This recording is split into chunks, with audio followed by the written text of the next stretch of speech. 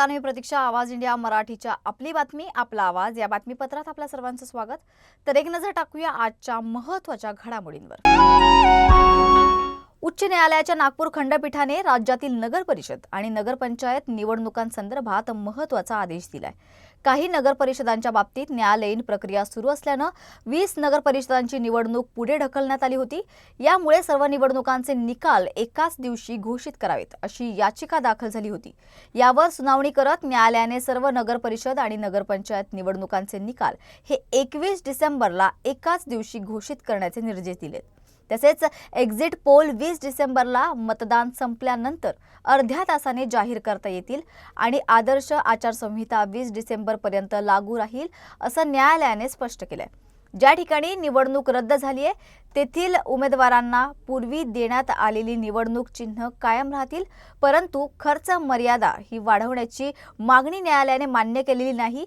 देशात मनमानी सुरू आहे अशा शब्दांत राज ठाकरेंनी प्रतिक्रिया दिली आहे. याबाबत मुख्यमंत्र्यांसह अनेक नेत्यांनी याबाबत नाराजी व्यक्त केली आहे. राज्य निवडणूक आयोगाने हा प्रचंड मोठा घोळ घातलाय. आम्ही नियमाने बोलल्यावरही राज्य निवडणूक आयोगाने ऐकले नाही. हे चुकीच्या पद्धतीने चाललं आहे. ज्या पद्धतीने राज्य निवडणूक आयोगाने घोळ घातलाय त्याप्रमाणे आता त्यांनी पुढे जावं आणि आगामी निवडणुका मोठ्या आहेत. हा घोळ राज्य निवडणूक आयोगाने संपवावा, नाहीतर आम्ही प्रचार करायचा आणि निवडणूक आयोगाने एक पत्र काढून निवडणुका पुढे ढकलायच्या, हे काही योग्य नाही. स्थानिक स्वराज्य संस्थांच्या निवडणुकांमध्ये उद्भवलेल्या परिस्थितीवर मुख्यमंत्री देवेंद्र फडणवीस यांनी तीव्र नाराजी व्यक्त केली आहे. घोषित झालेल्या निवडणुका आणि त्यांचे निकाल पुढे ढकलले जाण्याची घटना प्रथमच घडत असल्याचं ते म्हणाले. तर फडणवीस यांनी सांगितलं की खंडपीठ आणि निवडणूक आयोग स्वायत्त असले तरी या प्रक्रियेमुळे मेहनत घेणाऱ्या उमेदवारांचा भ्रमनिरास होतोय. तर सिस्टमच्या अपयशात उमेदवारांची काहीही चूक नसताना त्यांना परिणामांना सामोरं जावं लागतंय, हे अयोग्य आहे अशी टीकाही त्यांनी यावेळी केली आहे. आगामी निवडणुका सुरळीत पार पडाव्यात म्हणून निवडणूक आयोगाने प्रक्रियेत आवश्यक सुधारणा कराव्यात आणि अशा प्रकारच्या चुका पुन्हा होऊ नयेत याची काळजी घ्यावी असंही फडणवीस यावेळी म्हणालेत. अजून मी काही निकाल वाचलेला नाही, पण तो जर खंडपीठाने दिलेला निकाल असेल तर तो सर्वांना मान्यच करावा लागेल.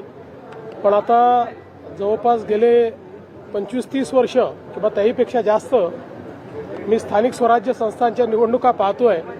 पण असं पहिल्यांदा घडतंय की घोषित केलेल्या निवडणुका पुढे चाललेल्या आहेत, त्याचे निकाल पुढे चाललेले आहेत. मला असं वाटतं की एकूणच ही जी काही सगळी पद्धती आहे ही पद्धती काही फार योग्य वाटत नाही. अर्थात खंडपीठ स्वायत्त आहे, त्यांनी निकाल दिला तर तो सगळ्यांना मान्य करावा लागेल. इलेक्शन कमिशनही स्वायत्त आहे. पण यातनं जे उमेदवार आहेत, जे मेहनत करतात, इतके दिवस प्रचार करतात, त्या सगळ्यांना एक प्रकारे त्याचा भ्रमनिरास होतो आणि सिस्टीमच्या फेलियरमुळे त्यांची काही चूक नसताना त्या ठिकाणी अशा पद्धतीनं या सगळ्या गोष्टी होणं काही योग्य नाही आहे.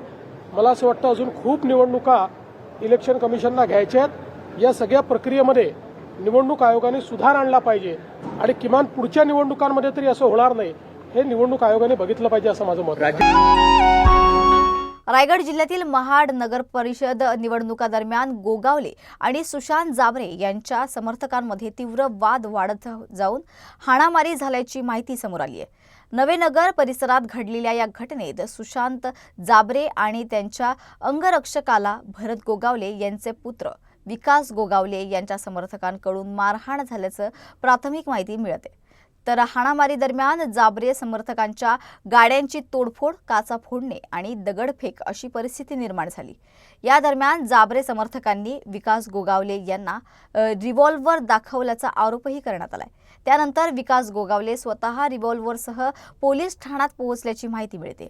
मतमोजणी दरम्यान आम्ही काही ठिकाणी ईव्हीएम यंत्र बंद पाडल्यामुळे दोन्ही गटांमध्ये वातावरण चिघळलं आणि वाद तुफानी हाणामारीत परिवर्तित झाला. सध्या महाड पोलिसांनी वातावरण नियंत्रणात आणण्यासाठी प्रयत्न सुरू केले असून या प्रकरणात कोणती कारवाई होणार याकडे सध्या सर्वांचंच लक्ष लागलंय. महाराष्ट्रातील 264 नगर परिषद आणि नगरपंचायतींच्या निवडणुकांदरम्यान अनेक ठिकाणी मतदान सुरळीत पार पडले, तर काही ठिकाणी गोंधळ, वाद आणि तणावाची परिस्थिती निर्माण झाली. जळगावच्या मुक्ताई नगरात केंद्रीय मंत्री रक्षा खडसे यांचा पोलिसांशी वाद झाला. भाजप उमेदवाराला मतदान केंद्रावर अडवण्यात आल्याचा आरोप त्यांनी केलाय. त्याचबरोबर समान नियम लागू करण्याची मागणी करत पोलिसांच्या भूमिकेवर नाराजी व्यक्त केली आहे. त्याचवेळी मुक्ताई नगरात शिवसेनेचे आमदार चंद्रकांत पाटील आणि एकनाथ खडसे आमने सामने आले, ज्यामुळे वातावरण तापलं. ओव्हरटेक करण्यावरून दोघांमध्ये आरोप प्रत्यारोप झाले. राज्यातील इतर ठिकाणी सुद्धा गोंधळाचे प्रसंग दिसून आले. खुलताबादमध्ये एका उमेदवारांनी मतदाराला थेट मतदान केंद्रात नेल्याने वाद निर्माण झाला, तर काही प्रतिनिधींनी निवडणूक अधिकाऱ्यांवर पक्षपातीपणाचा आरोप केलाय. आज राज्यातील 250 पेक्षा अधिक नगरपालिका आणि नगरपंचायतींसाठी मतदान झालंय. न्याय प्रविष्ट प्रकरणांमुळे 24 नगरपालिका आणि 154 सदस्यांच्या निवडणुकीसाठी मतदान आता 20 डिसेंबरला होईल आणि मतमोजणी 21 डिसेंबरला होईल. मतदानाचा दिवस सुट्टीचा असल्यामुळे अनेक जण मतदान टाळतात. तरीही अकोल्यातील अकोटमध्ये 104 वर्षीय आजीने आपल्या मतदानाचा हक्क बजावला. अकोला जिल्ह्यातील 4 नगरपालिका आणि एका नगरपंचायतीसाठी आज उत्स्फूर्त मतदान झालं. नाशिकमधील ओझर नगर परिषदेत 100 वर्षीय पार्वतीबाई चौधरी यांनी मतदान केलं आणि तरुण पिढीसमोर आदर्श ठेवल्याचं नमूद केलं. 3 सामन्यांच्या वन डे मालिकेची सुरुवात भारताने विजयाने केली. पहिल्या सामन्यात विराट कोहलीने शतक ठोकून धमाका केला, तर रोहित शर्माने षटकारांचा जागतिक विक्रम मोडत धडाकेबाज खेळी सादर केली. या विजयाने भारताला मालिकेत 1-0 अशी आघाडी मिळाली आहे. आता टीम इंडियाचा उद्देश दुसरा सामना जिंकून मालिका आपल्या नावावर करण्याचा आहे. उद्या रायपूरमध्ये पुन्हा एकदा रोहित विराटची जबरदस्त ॲक्शन पाहायला मिळणार आहे. तर आपली बातमी आपला आवाज या बातमीपत्रात आपण इथेच थांबत आहोत. मात्र पुन्हा भेटूया अशाच महत्त्वाच्या घडामोडींसोबत. तोपर्यंत पाहत राहा आवाज इंडिया मराठी.